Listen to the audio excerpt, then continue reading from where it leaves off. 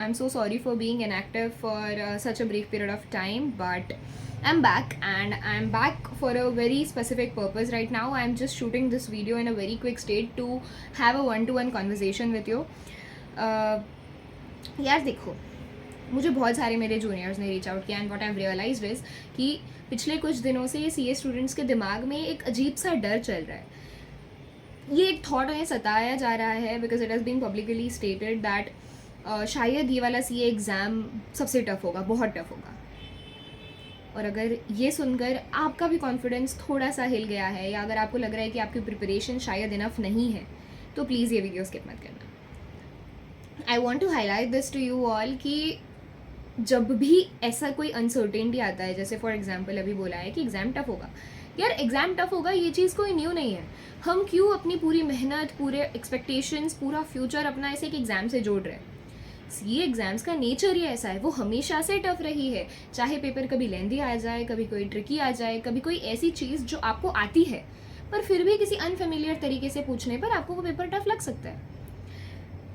I don't know कितने time से ये चलता आ रहा है कि हर किसी को अपना अटेम्प्ट टफ लगता है, तो इसमें कोई नई बात नहीं है।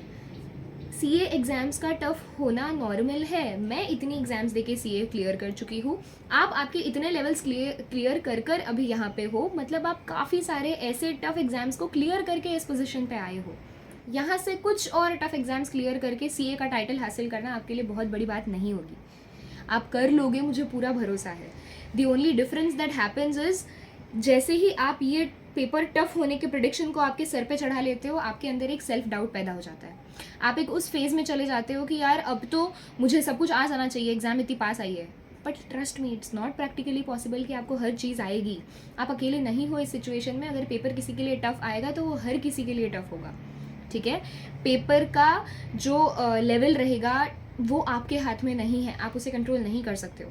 आप क्या कंट्रोल कर सकते हो, तो अपनी प्रिपरेशन, अपने प्रेजेंटेशन टेक्निक्स, अपना फोकस कि आप क्या पढ़ रहे हो, क्या नहीं पढ़ रहे हो, अपने प्रेजेंटेशन मेथड्स, किस तरीके से आप हेडिंग्स पे, फॉर्मेट्स पे, कीवर्ड्स पे ध्यान दे रहे हो, ये चीज़ें आपके कंट्रोल में है। इन पे कंट्रोल करो। Have a good sleep, focus on what ever you know कि एग्ज़ाम के लिए रेलिवेंट है। अपनी एनर्जी को सही जगह पे चैनलाइज करना चालू करो। अच्छा खाना खाओ, घर पे रिलैक्स्ड मन से रहो। आपको बहुत इनफ टाइम मिला है। आई एम 100% श्योर कि most of you all would have completed everything, पर फिर भी आपका मन सेटिस्फाइड नहीं होता है। तो प्लीज़ अंडरस्टैंड कि टफ पेपर्स में भी मार्क्स मिलते हैं, पार्शियल आंसर्स लिखने पे भी मार्क्स मिलते हैं। ज़रूरी नहीं है कि आपको पूरा वर्ड टू वर्ड रटा हुआ होना चाहिए। मार्क्स सिर्फ उसके जाएंगे जो बस ये सोचेगा कि मुझे आता ही नहीं है और वो क्वेश्चन अटेम्प्ट ही नहीं करेगा। जितना कर पाओगे, जितना बन पाएगा, जो पढ़ा है सब कुछ अपना पेपर में लिख देना। टाइम सही से मैनेज करना, क्वेश्चंस जो आ रहे हो पहले वो करना। जितने मार्क्स पहले बटोर सको उतने मार्क्स बटोर लेना, ठीक है। There is also one thing that I wanted to talk about. So I have talk to a few of my juniors and मुझे ये चीज़ पता चली कि तुम लोग पागल हो गए हो क्या? एक एक सब्जेक्ट के 3-3 मॉक पेपर्स लिख रहे हो। यार you need to understand mock paper का एक्चुअल रीज़न, एक्चुअल मकसद क्या था। आपके लिए ये समझना था कि आप टाइम सही से मैनेज कर पा रहे हो कि नहीं, आपका प्रेजेंटेशन किस तरीके से दिख कर आ रहा है और आप उन चीज़ों में मार्क्स स्कोर कर पाओगे या नहीं। ये चीज़ें समझने के लिए 2 mocks are more than enough. Stop wasting your time in the name of practice. 3 घंटे एक जगह बैठ के वो क्वेश्चंस के आंसर्स लिखना जो आप शॉर्ट में भी निकाल के रख सकते हो, आपको पता है कि आपको वो सॉल्व करने बनेंगे, is just pure waste of time, especially जब एग्जाम इतनी पास आ चुकी है।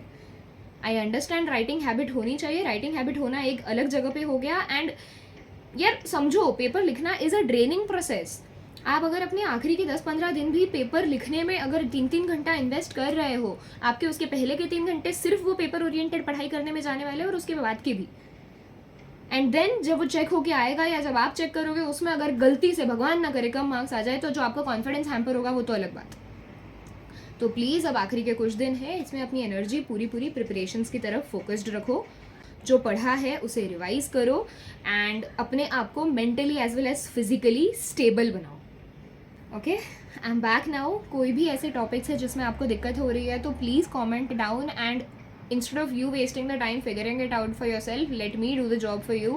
PSU audit, digital audit, forex related कुछ कॉन्सेप्ट्स, ऐसे छोटे मोटे जो ट्रिकी पॉइंट्स मुझे लगते थे अपने प्रिपरेशंस के टाइम पे, और जिसके लिए मैंने शॉर्टकट्स या कुछ स्टोरी या कुछ बनाया था, वो मैंने यूट्यूब पे अपलोड कर दिए हैं. You can anyways check out the playlist that is created for audit, FR, AFM etcetera. इसके अलावा भी अगर आपको कुछ हेल्प चाहिए है from my end, please comment down. You can reach out to me on Telegram, you can reach out to me on Instagram. सारी links description में मैंशनड है. टेंशन लेना बंद कर दो यार. तुमने बहुत मेहनत करी है और वो मेहनत का भगवान सफल फल देगा. आखिरी के 10 दिन डिसाइड नहीं करते हैं कि आपको मार्क्स कैसे आएगी. ये through out the years, through out the months जो आपने प्रिपरेशन करी है, उसका रिजल्ट होगा. ठीक है. Have patience in your self, relax, calm down. जो कर रहे हो बस वो करते रहो.